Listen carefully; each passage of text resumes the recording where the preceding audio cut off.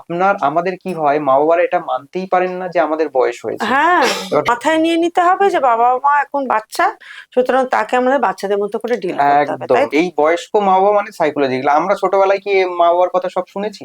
ওই বুঝিয়ে বুঝিয়ে করা। বুঝিয়ে বুঝিয়ে করা, তারপরে হচ্ছে কি অনেক কিছু করতে বারণ করেছে, সেগুলো বেশি বেশি করে করেছি। তা যে বাবা মাও তো করবে, সেটা তো বোঝানোর দায়িত্ব কিন্তু আমাদের। আমি যদি কলকাতায় 100 বাড়ি ভিজিট করি, আমার 90 বাড়ির বাবা মায়ের সেম সমস্যা। তারা লাঠি নেবে না। তিনটে জিনিস, শুধু লাঠি নয়, একটা হচ্ছে লাঠি নিলে তাদের বয়স হয়েছে মনে হয়, যে আশেপাশের লোক কি ভাববে।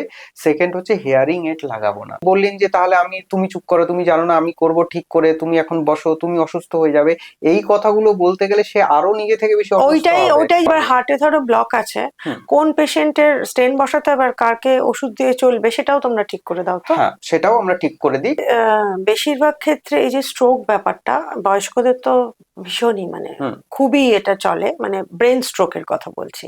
তো এই ব্রেন স্ট্রোকে আগে থেকে কিছু করা যায় যাতে না হয়? সারাদিন আমাদের খেতে হবে টিয়ে পাখির মতো, ঠুকরে ঠুকরে ঠুকরে, ঠুকরে ওকে ঠুকরে। ওকে, টিয়া পাখির মতো। একদম একদিন কেউ বেশি খেয়ে ফেললো, সে কি পরের দিন কম খেয়ে ম্যানেজ করতে পারে? এবার মানে হার্টের রোগীও হাঁটবে তো। হ্যাঁ, একদম। তো আমি সবাইকেই রেকমেন্ড করি যে অ্যাটলিস্ট দিনে দুপুর বেলা, রাতে খেলে অনেকের আবার অ্যাসিডিটি হয়, করে না। দুপুর বেলা খাওয়া দাওয়ার পরে অ্যাটলিস্ট 2 চামচ টক দই যেন সবাই খায়। তো এমনিতে বয়স্কদের ঘুম কমে যায়। হুম। হ্যাঁ, সেক্ষেত্রে তারা ঘুমের ওষুধ কতটা খাবে কি খাবে সেটা কি তোমার কাছে গিয়ে ঠিক করবে? আচ্ছা, একদমই তাই। মানে কোনো রকম ভাবে পড়ে যেতে দেওয়া যাবে না। বয়স্ক বাবা মা মানে আমার আর একটা বাচ্চা। তাহলে কি তোমরা যারা রেডিয়াট্রিক মেডিসিনের যারা আছেন তারা কি সবই মানে হার্ট, কিডনি সমস্তটাই মেডিসিনটাই একদম, দাও? এটা হচ্ছে কি একটা হলিস্টিক অ্যাপ্রোচ। হুম। একটা ছাতার নিচে আমি সব ট্রিটমেন্টই করবো। বয়স্ক বাবা মা বয়স হয়ে যাওয়া মানেই ওনারা কিছু বোঝে না, ওনারা কিছু পারে না, ওনারা যে কিছু করতে মানে দেওয়া ছোট যাবে করে না, বলো। সেটা কিন্তু নয়। ফার্স্ট প্রায়োরিটি বাবা মা। নমস্কার, নিবেদিতা অনলাইনে আমি নিবেদিতা দে আপনাদের স্বাগত। আজকে আমার কাছে মানে আমার দরবারে আছেন জেরিয়াট্রিক মেডিসিনের ডাক্তারবাবু, ডাক্তার পার্থ মণ্ডল। স্বাগত। নমস্কার। হ্যাঁ, আর এই যে জেরিয়াট্রিক মেডিসিন আমরা বলছি, কিন্তু অনেকে নিশ্চয়ই জানেন, ডেফিনেটলি জানেন ধরে নিচ্ছি, কিন্তু আবার অনেকে এই জেরিয়াট্রিক মেডিসিনটা যে কি সেটা কিন্তু জানেন না। একটু ছোট্ট করে আমি বলে দিই, তারপরে এই ডাক্তারবাবুর কাছে যাব।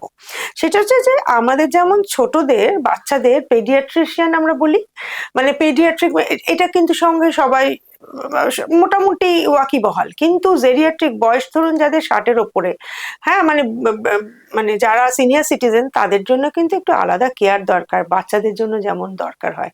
তো সে ব্যাপারটা শুনবো। তো তোমাকে স্বাগত। নমস্কার। হ্যাঁ, এবার তুমি একটু বলো যে এই জেরিয়াট্রিক মেডিসিন সম্পর্কে তুমি ছোট করে একটু দর্শকদের কিছু বলো। নমস্কার সবাইকে, আমি ডক্টর পার্থ মণ্ডল। আমি এখন আছি কলকাতা মেডিকেল কলেজে। আমি একজন জেডিয়াট্রিক ডক্টর। জেডিয়াট্রিক্স মানে ম্যাডাম অলরেডি বলে দিলেন, যে যেরকম পেডিয়াট্রিক্স বাচ্চাদের স্পেশাল ডক্টর, এবং আমাদের একেবারে জন্মের পর থেকে 12 বছর পর্যন্ত যাই হবে, আমার ফার্স্ট হচ্ছে গিয়ে একজন পেডিয়াট্রিশিয়ানের কাছেই যাবে। আর আমাদের ক্ষেত্রে যাদের বয়স, যে সমস্ত বাবা মায়ের বয়স 60-এর ঊর্ধ্বে, এবং ওনারা কিন্তু ফার্স্ট একজন জেরিয়াট্রিশিয়ানের কাছে আসবে। 60 অ্যাবাভ যে সমস্ত মা বাবারা আছেন, হ্যাঁ, হ্যাঁ। সেই সমস্ত মা বাবাকে আলাদা একটা কেয়ার দিতে হবে। কারণ হচ্ছে গিয়ে বয়স বাড়ার সাথে সাথে নানান রকম সমস্যা শুরু হয়ে যায়।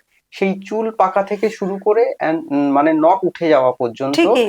এবং সব সমস্যা, কিন্তু এই সমস্যাগুলো যখন তৈরি হয়, তখন একজন মা বাবা বুঝতে পারেন না যে আমরা কোথায় যাব, কাকে মা দেখাবো। বাবার থেকেও ছেলে মেয়েরাও বুঝতে পারে না বেশিরভাগ কারণে। মা বাবা যাতে ধরো 60-ঊর্ধ্ব, কারো 70-ঊর্ধ্ব বাবা মা, 60-ঊর্ধ্ব পর্যন্ত হয়তো অনেকেরই চলাচল করা, মস্তিষ্ক ঠিক করতে থাকা পারে। থাকে, হ্যাঁ।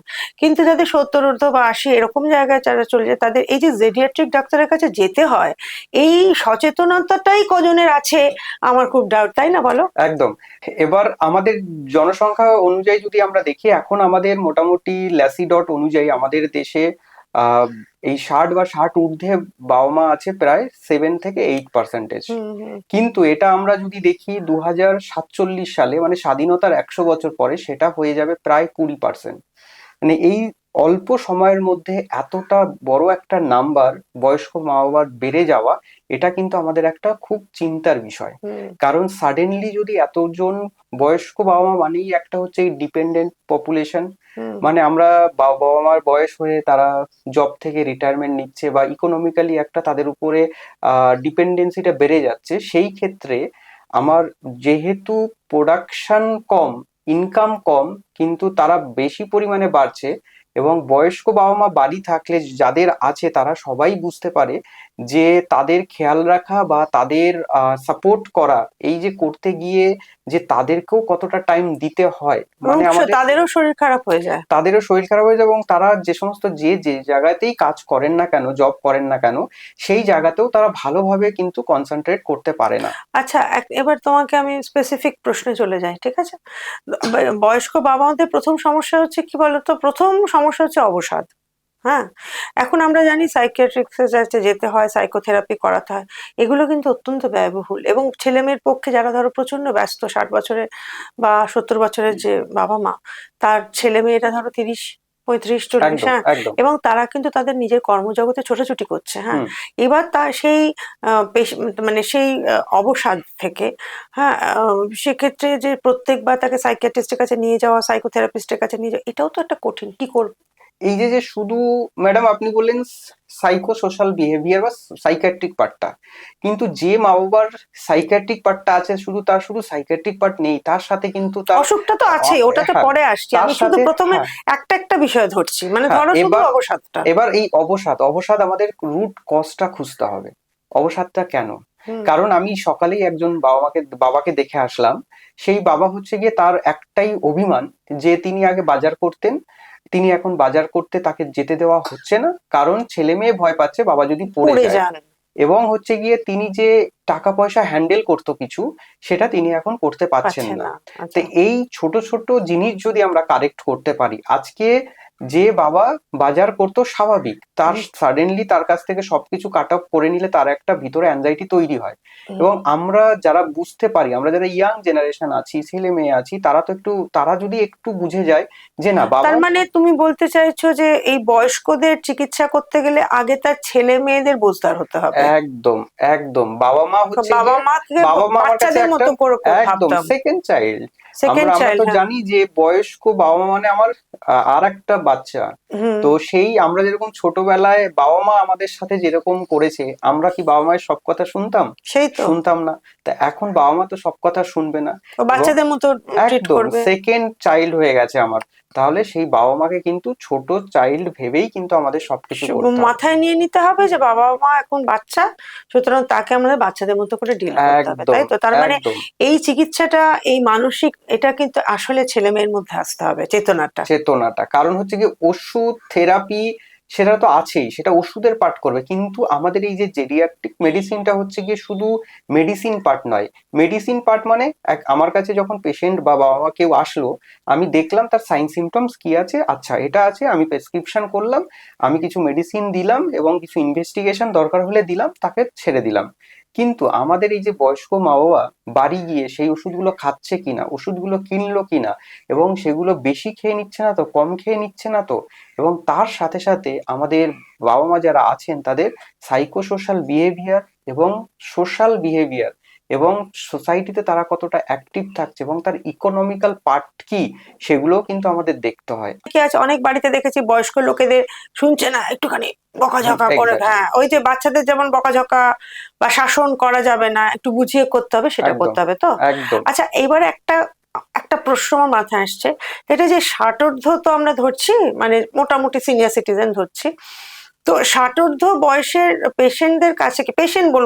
বাবা মা বাবা মার দেখতে কাছে পাবো।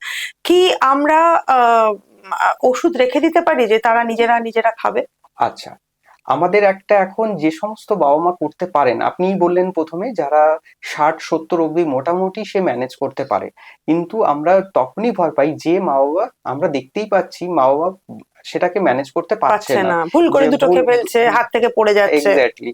তাহলে সেই সময় আমরা কি করব? সেই সময় হচ্ছে গিয়ে আমাদের একটা মেডিসিন বক্স কিনতে পাওয়া যায়। হুম সেই বক্সে যারা কেয়ার গিভার আছে বা দেখছে, কেয়ার গিভার আমি আপনি সবাই, হুম। বাবা মাকে যারা দেখছে তারাই কেয়ার গিভার, পার্টিকুলার যে আয়া দেখবে নার্স দেখবে এরকম কিছু নয়।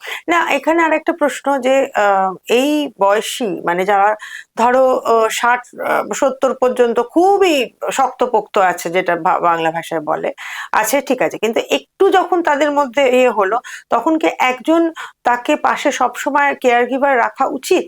মানে না, এটা হচ্ছে গিয়ে মা আপনি যারা সবাই তো রাখতে রাখতে পারবে না। পারবে না, অর্থনৈতিক অবস্থা তো না। আমার হচ্ছে গিয়ে আমি শুধু জেডিয়াট্রিক মেডিসিনটা শুধু কলকাতা বেস ভাবছি না না, না না আমার এটা এই পরিষেবাটা সবার জন্য। না না, বেশিরভাগ জায়গাতেই তো ছেলে মেয়ে মানে মানে 99% লোকে বাড়ির লোকরাই করে, কারণ তা প্রত্যেকের তো এরকম অত ইকোনমিক্যালি সাপোর্ট ইকোনমিক্যালি থাকে মানে না, একটা আয়া রাখার জন্য যে এত খরচ, সেটা সব সময় হয় সামলাতে না। পারে না। হ্যাঁ, তো সেক্ষেত্রে ছেলে মেয়েরা ওই বাক্সর মধ্যে রেখে। বাক্সর মধ্যে রেখে, কারণ হচ্ছে কি আমরা জানি আমরা সবাই র্যাট রেসে দৌড়াচ্ছি। হুম আজকে আমি চাকরি করছি, আমার ওয়াইফ চাকরি করছে, সবাই বেরিয়ে যাচ্ছে এবং না গেলেও হবে না। হুম কিন্তু এই যে যখন আমি যাচ্ছি সকালে উঠে আমাদের কিছু দায়িত্ব নিতে হবে, আমরা যে দায়িত্বগুলো এড়িয়ে যাই, যে বাবা মা হয়তো সকালে বেরোনোর সময় দেখলাম শুয়ে আছে বা কোনো কিছু করছে, সেখানে 2 মিনিট আমাকে কিন্তু টাইম দিতে হবে এবং দিয়ে আমি যা সারাদিন যেটা খাবে তাকে গুছিয়ে দিয়ে যেতে হবে। হুম হুম যে বাবা মা ধরুন বেড রিডেন, কিছুই করতে পারছে না, তার বেডের পাশে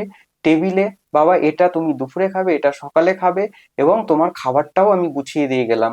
এবং বাবা মাও কিন্তু এটা বোঝে যে আমার ছেলে মেয়ে সত্যিই ব্যস্ত, তারা তো হুম। আমার পাশে 24 ঘন্টা বসে থাকতে পারবে না। এবার একটা কথা বলি, অনেকে বাড়িতে কেউ কাউকে মানে সে চলে যাচ্ছে, তার বউ চলে যাচ্ছে, ছেলে মেয়ে স্কুলে চলে যাচ্ছে, একদম বাড়িটা পুরো ফাঁকা। ফাঁকা। এবারে বাবা মা একক যদি হন, দুজনে থাকলে তো ঠিক আছে, ঠিক একে আছে। একজনকে দেখবে, কিন্তু যে যখন একা হয়ে যায়, অনেকেই কিন্তু লোক আজকাল শহরে বৃদ্ধাশ্রমে রাখার একটা ব্যাপার হচ্ছে, কারণ কেউ দেখার নেই। নেই। হ্যাঁ, পুরো একটা বাড়িতে যদি ফ্ল্যাট এসে পড়ে যান, তিনি যদি পড়ে যান বা এরকম কিছু হয়, বা কোনো হঠাৎ কোনো অসুখ করলো, কেউ তো দেখতে পাচ্ছে না।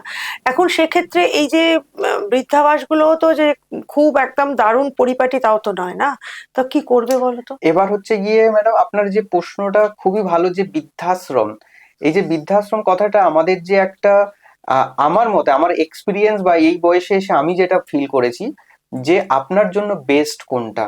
যেহেতু আপনি একটা প্রবলেম আমাকে বললেন যে বাড়িতে দেখার কেউ নেই, কারণ ছেলে মেয়ে সবাই বেরিয়ে যাচ্ছে, ব্যস্ত থাকছে, পড়ে গেলেই হাড় ভেঙে যাবে, কারণ বয়স্কদের হাড় খুব নরম, তাকে আবার হসপিটালে নিয়ে ছুটতে হবে, তার কোমরের হাড় ভাঙা মানে সেটা অপারেশন করতে হবে, আইসিইউ সিসিইউ সেটআপে নিয়ে গিয়ে মানে খুব প্যাথেটিক একটা সিচুয়েশন ক্রিয়েট হবে।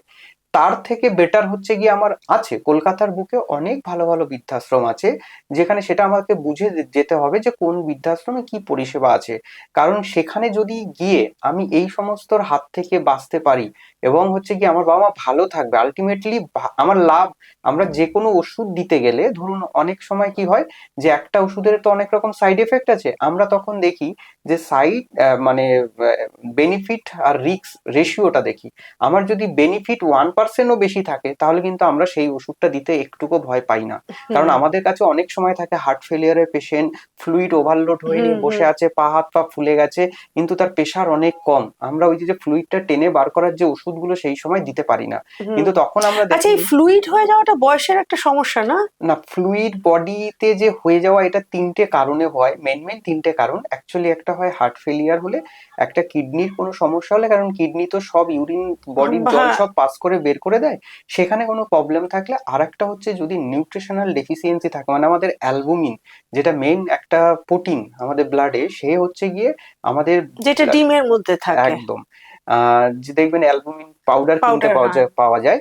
এবং এইগুলোর যদি ঘাটতি থাকে তাহলেও কিন্তু পেশেন্ট এই যে যে ফুলে যাচ্ছে মানে ইডিমা হয়ে যাচ্ছে, সেটা কিন্তু এই তিনটে মেন কারণের জন্য হয়। তো যাই হোক, এইটা তো বুঝলাম। এবার বয়স্কদের যে প্রাথমিক যেটা সমস্যা, সেটা হচ্ছে আর্থারাইটিস, প্রাথমিক। হুম। তারপরে হচ্ছে ক্যান্সার। হুম। হ্যাঁ, তারপরে হচ্ছে স্ট্রোক। একদম। এইগুলো কমনলি একটা কমন ব্যাপার। তো এইগুলো নিয়ে একটু অল্প অল্প করে আমরা জানবো। আচ্ছা, এখন হচ্ছে গিয়ে আমাদের বয়স যখনই বাড়তে শুরু করে, বিশেষ করে মায়েদের ক্ষেত্রে যখন মেনস্ট্রুয়েশন মাসিক বন্ধ হয়ে যায়, হুম তারপর থেকেই আমাদের হরমোন ডেফিসিয়েন্সি হতে শুরু করে। হুম এবং আমাদের বাবাদেরও তাই অ্যান্ড্রোপজ শুরু হয়ে যায়, মানে মেল আর ফিমেলের আলাদা আলাদা হরমোন সেটা কমতে শুরু করে দেয়, তখন হচ্ছে গিয়ে কি হয়, আমাদের যে সমস্ত বডিতে হাড় রয়েছে সেগুলো দুর্বল হতে শুরু করে, কারণ আমাদের হাড় তৈরিতে কিন্তু ওই হরমোনগুলোর দরকার। এবং যখনই হরমোন থাকছে না তখন হচ্ছে গিয়ে আমাদের অস্টিওপোরোসিস হতে শুরু করছে। এবং এই অস্টিওপোরোসিস মানে হচ্ছে গিয়ে একটা বয়স্ক হাড় যেটা এতদিন খুব শক্ত ছিল, ধরুন একটা বাড়ি বানিয়েছি, তার একটা কলম প্রথম ফেজে যেরকম শক্ত থাকে কিন্তু 100 বছর পরে অনেকটা দুর্বল হয়ে দুর্বল যায়। হয়ে যায়, তো আমাদের হাড়গুলো তাই। এবং এই ক্ষেত্রে দেখা যায় আমাদের জয়েন্ট যেগুলো রয়েছে, সেটা হাঁটুর জয়েন্ট হাতের জয়েন্ট বলুন বা হচ্ছে শোল্ডার জয়েন্ট বলুন, সেখানে আমাদের গ্যাপ তৈরি হয়ে যায়। হুম হুম। এটা হচ্ছে গিয়ে একটা অস্টিওপোরোসিস। আর এই যে বললেন যেটা অস্টিও আর্থ্রাইটিস, এটা হচ্ছে গিয়ে যে একটা ইনফ্ল্যামেটরি একটা ডিজিজ অ্যাকচুয়ালি। এটা সবার হয় না, তবে হচ্ছে কি কিন্তু এটা অনেক মা বাবারই কমন। তো এই যে যে অস্টিও আর্থ্রাইটিস যদি আমরা ঠিক টাইমে ঠিক সময় ডায়াগনোসিস করে ট্রিটমেন্ট করতে পারি, তাহলে কিন্তু আমরা অনেকটাই ভালো রাখতে পারবো পেশেন্টকে। তাহলে কি তোমরা যারা রেডিয়াট্রিক মেডিসিনের যারা আছেন তারা কি সবই মানে হাড়, হার্ট, কিডনি সমস্তটাই মেডিসিনটাই একদম, দাও? এটা হচ্ছে কি একটা হলিস্টিক অ্যাপ্রোচ। হুম। একটা ছাতার নিচে আমি সব ট্রিটমেন্টই করব। যেরকম প্রথমেই বললেন পেডিয়াট্রিক্স, পেডিয়াট্রিশিয়ান তো ছোট বাচ্চার যা হয়, এবার সবকিছু হচ্ছে করে সবকিছু। এবার যদি আমাদের সার্জিক্যাল পার্ট লাগে, সেটা আলাদা, যেখানে হ্যাঁ হ্যাঁ যেখানে সেটা সার্জারি সার্জেন। করতে হবে, হাতে আচ্ছা। একটা স্টেন বসাতে হবে, হ্যাঁ। করোনারি বাইপাস করতে হবে, সেগুলো তো আমরা করব না। আমরা সে তখন তাকে গাইড করে দেবো যে এই ডাক্তারবাবুর কাছে গেলে আপনারা এটা করতে পারবেন। কিন্তু সেটা করে আসার পরেও কিন্তু ফলো আপটা আমরা করতে এবার পারবো। হার্টে ধরো ব্লক আছে, হুম। কোন পেশেন্টের স্টেন বসাতে হবে আর কাকে ওষুধ দিয়ে চলবে সেটাও তোমরা ঠিক করে দাও তো? হ্যাঁ, সেটাও আমরা ঠিক করে দিই। কারণ হচ্ছে কি আমরা দেখে নিই যে যে ক্লট বা স্টেনোসিস হয়ে আছে সেটা কতটা, গ্রেডটা কতটা, এবং আমাদের সেটা কি খুব ন্যারো হয়ে গেছে নাকি অক্লুশনটা অতটাও নয়। সেই অনুযায়ী যখন আমরা দেখি যে না এখন একে মানে এনাকে ওটি ওষুধ দিয়ে করতে হবে, হ্যাঁ হ্যাঁ তখন ওটি ওটি করতে করো। হবে, তখন হচ্ছে কি আমরা কার্ডিওলজিস্টের কাছে রেফার করব। আচ্ছা, এবার কথা হলো যে বেশিরভাগ ক্ষেত্রে এই যে স্ট্রোক ব্যাপারটা বয়স্কদের তো ভীষণই মানে হুম। খুবই এটা চলে, মানে ব্রেন স্ট্রোকের কথা বলছি। তো এই ব্রেন স্ট্রোকে আগে থেকে কিছু করা যায় যাতে না হয়? একদমই করা যায়। কারণ হচ্ছে গিয়ে আমাদের কি হয়, যে ধরুন এই যে আমি বাড়িটায় বসে রয়েছি, উপরে আছে জলের ট্যাঙ্ক, জলের ট্যাঙ্কি থেকে পাইপ দিয়ে জল আসছে আপনার রুমে। এবার হচ্ছে গিয়ে আমার জল আসা বন্ধ হতে পারে দুটো কারণে। একটা হচ্ছে হয় পাইপটা উপরে ফেটে গেছে, হুম তাহলে জলটা আপনার রুমেই আসছে না, অন্য রুমগুলোতে আসছে, হুম কারণ তাদের পাইপ ঠিক আছে। আর একটা হতে পারে পাইপের ভিতরে কোনো একটা ইট পড়ে গেছে আপনার হুম পাইপটার মধ্যেই, তাহলে সেই ফ্লোটা আর হচ্ছে না, হুম তাই তো? এই হুম দুটো কারণই হতে পারে। হুম আমাদের বডিতেও তাই। এখান থেকে হচ্ছে গিয়ে আমাদের হার্ট থেকে যে রক্তর এগুলো যাচ্ছে, পাইপগুলো যাচ্ছে ব্রেনে, আমাদের কোনো কোনো সময় হয় হচ্ছে কি সেগুলো ফেটে যায়। মানে আমাদের ব্রেন স্ট্রোক দুটো টাইপের হয় মেনলি, একটা হচ্ছে কি হেমারেজিক স্ট্রোক আর একটা হচ্ছে ইসকেমিক স্ট্রোক। হুম এবার হচ্ছে গিয়ে এই যে যে পাইপটা ফেটে যায় সেটাও একটা স্ট্রোক, যে আর একটা হচ্ছে গিয়ে পাইপের ভিতরে ক্লট জমে জমে গেছে, যায় যাতে যে রক্ত সঞ্চালনে অসুবিধা হয়। একদম, যেরকম হচ্ছে যে কোলেস্ট্রল, হাই কোলেস্ট্রল, মানে এইগুলো মানে অ্যাথেরোস্ক্লেরোসিস হয়ে গেছে, মানে ক্লট হয়ে গেছে। সেই ক্লট হয়ে গেছে, এই অবধি ক্লট হয়েছে কিন্তু তার পরের পোর্শনটুকু আর ব্লাড যেতে পারছে না, হুম। সেটাও স্ট্রোক। এবার হচ্ছে কি এই দুটোই কিন্তু আমরা ভালো করতে পারি, বা হচ্ছে কি আমরা কিন্তু যাতে না হয় ফিউচারে সেটা মেনটেন করতে পারি। কারণ ফার্স্ট বললাম এই জেডিয়াট্রিক মেডিসিন নিয়ে পড়তে এসে আমাকে ফার্স্ট যেটা শিখতে হয়, reduce calorie intact, reduce calorie intact, reduce calorie intact. Second হচ্ছে গিয়ে আমাদের বডি ওয়েট কমাতে হবে, বডি ওয়েট কমাতে হবে। থার্ড হচ্ছে গিয়ে ঠিকঠাক ঘুমাতে হবে। আর হুম। ফোর্থ হচ্ছে গিয়ে স্ট্রেস যা আছে সব কিছুকে বাইরে রেখে আসতে হবে। এই চারটে জিনিস যদি আমরা করতে পারি, আমাদের অটোমেটিক্যালি এই যে যে পাইপ ফেটে যাওয়া বা হুম। হচ্ছে গিয়ে ভিতরে ক্লট তৈরি হওয়া, এগুলো কিন্তু সেই জন্য হচ্ছে আচ্ছা, গিয়ে। কি কি করা ধরুন জরুরি, মানে এটা যদি একটু বলে দাও যে সে একটা 60 বছরের বৃদ্ধ বা বৃদ্ধা সে কিভাবে জীবনযাপন করবে, সকালে উঠে কি খাবে, দুপুরে কি করবে, বিকেলে কি করবে, রাত্রিরে তার ঘুমের প্যাটার্ন কি হবে, এটা যদি একটু বা জেনারেল বলে দাও। বা এটা হচ্ছে কি আমার যদি সব ইয়াং জেনারেশনের সেম কোশ্চেনই থাকে বাবা মাকে নিয়ে, আমার আমার নিজস্ব ওপিনিয়ন আমি দিচ্ছি। যখন হচ্ছে গিয়ে একজন বাবা মা বয়স হওয়া, বা আমাদের ক্ষেত্রেও তাই, আমাদের হচ্ছে সবকিছু খেতে হবে কিন্তু সেটা কম কম। হুম। কোনো বাবা মা যদি মনে করে আমি খাসির মাংস খাবো, 100 বার খাবে কিন্তু সেটা এক একটা পিস। পিস। হ্যাঁ, কেউ চিকেন খায়, অনেক বাবা মা খায় না, তারা অন্য কিছু খায়, কিন্তু কোনো কিছুই আমরা বেশি খাবো না। হুম। আজকে দেখবেন শিল্পা শেট্টি, ওনার বয়স মনে হয় 56 না 60-র কাছে, ওনার চেহারা আর আমাদের চেহারা দেখুন। শাহরুখ খান, শাহরুখ খানের চেহারা আমাদের চেহারা, আমার বাবার এজে, কিন্তু তিনি এখনো হিরো। তো এই যে যে মেনটেন করা, মানে আমি সবই খাবো, তারা কি কিছু খায় না? তারা সব খায়। আজই আমরা কি করি, একটা বিরিয়ানি অর্ডার করি, 1 প্লেট বিরিয়ানি আমি একা খেয়ে নিচ্ছি। এটা সে কিন্তু অতটা কার্বোহাইড্রেট। এটা কিন্তু ঠিক নয়। আমি বিরিয়ানি খাবো, বাড়ির সবাই খাবে, কিন্তু 1 প্লেট বিরিয়ানি এনে 4 জন 5 জন মিলে ভাগ করে খেতে হবে। আমাদের যে টেস্ট বার্ড গুলো রয়েছে, সেই টেস্টটা নেওয়ার পরে মানে পরের যেটা খাচ্ছি সেটা হচ্ছে গিয়ে পেট ভরার জন্য। সেই পেট ভরা অবধি আমরা যাব না। যাব না। তার মানে আমার ফার্স্ট হচ্ছে গিয়ে সবকিছু খাবে অল্প অল্প। এবার কিছু কিছু মা বাবার ক্ষেত্রে কিছু রেস্ট্রিকশন আছে, যাদের কিডনির সমস্যা আছে, কারো হার্টের সমস্যা আছে, কিডনির তাদের সমস্যা কি ক্ষেত্রে খাবে না? কিডনির সমস্যা যদি আমাদের সিকেডি পেশেন্ট থাকে, মানে ক্রনিক কিডনি ডিজিজ থাকে, তখন কারণ আমাদের কি হয়, পটাশিয়াম বেড়ে যাওয়ার চান্সেস বেশি থাকে। তাই পটাশিয়াম যে সমস্ত খাবারগুলোতে আছে সেগুলো আমরা রেস্ট্রিক্ট করে দিই। কি কি আছে? যেরকম ডাবের জল আছে, তারপরে হচ্ছে গিয়ে পটাশিয়াম আমাদের যে ডালিম বা সবেদা বেদানা যে হুম। ফ্রুটস আছে, তারপরে হচ্ছে গিয়ে আমাদের পালং শাকে কিছুটা আছে, তারপরে হচ্ছে গিয়ে কলাতে আছে। এবার অনেক বাবা মা কলা খাওয়ার একটা প্রচন্ড, হ্যাবিট থাকে, হ্যাঁ। তখন তাদের ক্ষেত্রে একটা ছোট কলা আমরা বলি, অ্যালাউ করে। অ্যালাউ করি। তারপরে হচ্ছে গিয়ে যদি আমাদের বিশেষ করে এই কচু জাতীয় খাবার যেগুলো হুম, আছে সেইগুলো একটু কম খাওয়া। তো এবং সব থেকে বড় হচ্ছে বাইরে থেকে যে আমরা ফ্রুট জুস কিনে খাচ্ছি, মানে আর্টিফিশিয়াল ফ্রুট হুম। জুস খাচ্ছি ওটা প্যাক তো খুব, করা। ওটা তো চিনি হুম, জাস্ট। আর ওটা খেলে কিন্তু আরো বেশি, মানে আমার পটাশিয়াম বেড়ে যাওয়ার চান্সেস অনেক বেশি থাকে। তো আমাদের ফার্স্টেই বলা হয় যে বাইরের থেকে কোনো ফ্রুট খাবেন না, এবং হুম। ডাবের জল একদমই নয়, হুম। এবং আর যেগুলো বললাম সেগুলো খাবেন না। এবং এই পার্টিকুলার এই বাবা মার বাদ দিয়ে বাদ বাকি সব বাবা মাই সব খাবেন, কিন্তু অল্প অল্প অল্প। খাবেন। সারাদিন আমাদের খেতে হবে টিয়ে পাখির মতো, ঠুকরে ঠুকরে ঠুকরে, ঠুকরে ওকে ঠুকরে। ওকে, টিয়া পাখির মতো। একদম, মানে আমরা সারাদিন খাবো কিন্তু একটু একটু একটু একটু খাবো, করে। মানে। আচ্ছা, চিনি খাওয়া যায় কি? মানে চিনি নিয়ে একটা বিরাট ব্যাপার আছে। এবার এই যে চিনি, ডায়াবেটিস ডায়াবেটিস ডায়াবেটিস, এখন আমরা তুমিই চিনি খেলে না হ্যাঁ, কফিতে, এই সেটাই যে বোঝো, এত অল্প বয়স। এই যে আমরা ছোটবেলায় জানতাম চিনি খেলে হাড় শক্ত হয়, তাহলে মানেটা কি? হ্যাঁ, এখন হচ্ছে কি, এই যে আগের ছিল না, আগের ধারণা ছিল ঠাকুমা দিদারা যে নাদুস নুদুস আমার নাতি হ্যাঁ, যত হ্যাঁ। হবে তত বেশি ভালো। কিন্তু এই কনসেপ্টটা এখন পুরো পুরো উল্টো। উল্টো। ফার্স্ট হচ্ছে কি, আমরা যে খাবারগুলো খাচ্ছি সবগুলো ভেজাল খাবার খাচ্ছি, কোনোটা পিওর খাবার খাচ্ছি না। এই ভেজাল খাবারের জন্য আজকে আমাদের এত রোগ, এত কিছু, এত ক্যান্সার বেড়ে যাওয়া, এত ডায়াবেটিস সুগার। আগেও এত সব ছিল কিনা জানি না, কিন্তু এখন আমরা দেখছি সব ঘরেই আছে, এবং পরবর্তী সময় কতটা যাবে সেটাও মানে ভাবা যাচ্ছে না। এবার হচ্ছে কি, এই সুগার, আমার যে বাবা মা রয়েছে 70 বছর বয়স, এই আমের সময় আসবে, ডাক্তারবাবু একটা আম খাবো না, এই যে তাদের চোখের সামনে তখন দেখে একটা আম খাবো না, তো এই যে তারাও সেটা খেতে পারবে, কিন্তু অল্প একটা আম কেটে 4 টুকরো করে 1 টুকরো খাওয়াই যায় অলরেডি। মরে যাবো তো।